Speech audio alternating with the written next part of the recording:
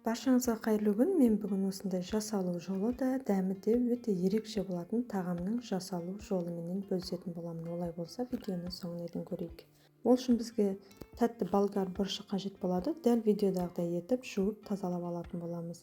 Келесі кезекте тартылған ет, ұсақтап туралған пияз, дәміне қарай түрлі көкшептер салынады. Мен бұл жерде укроп салдым. Үстінен тұз, паприка және қара бұрыш салып, барлығын біркелкі етіп араластырып алатын боламыз. Арнам пайдалы, сондықтан тіркеліп, менен келген рецептілерді өткізіп алмас үшін қоңыраушаны баса кетіңіздер. Осылай барлығын араластырып алдық. Енді осылай тәтті бұрышымыздың ішіне жайғастырып шығамыз, дәл видеодағыдай етіп.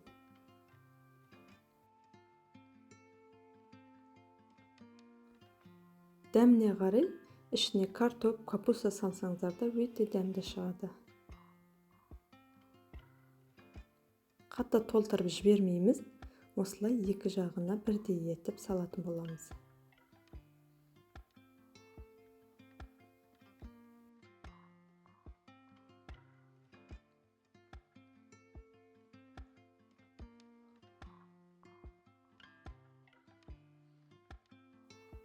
Тағамымыздың одан әрі ерекше әрі дәмді шығу үшін бізге келесі кезекте қатпарлы қамыр қажет болады. Осылай дайын қамырымызды жұқалап, дәл видеодағыдай жайып шығатын боламыз. Жұқалап жайып алғаннан кейін осылай 1-1,5 сантиметрдің көлеміндей осылай жұқалап, жіңішке етіп кесіп аламыз. Кесілген қамырымызды осылай ішіне салынған салмасымен тәтті бұрышымызды дәл видеодағыдай орап шығатын боламыз. Барлығын ыдысымызға тізіп, үстіне жұмыртқаның сарыуызын жағып, оның үстінен күнжіт сеуіп, алдын ала қызып тұрған 150-160 градустағы пешке 40-45 минутта пісіріп алатын боламыз. Әркімнің пеші әрқалай, сондықтан пешіңізді қатты қыздырып жібермеңіздер, іші толықтай пісуі керек. Бізге енді 2 ас қасық қаймақ, кез келген пайыздағы қаймақ жарай береді.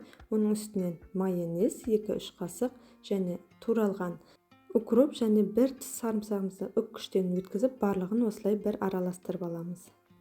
Тағамымыз да дайын болды, барлығы пісіп шықты.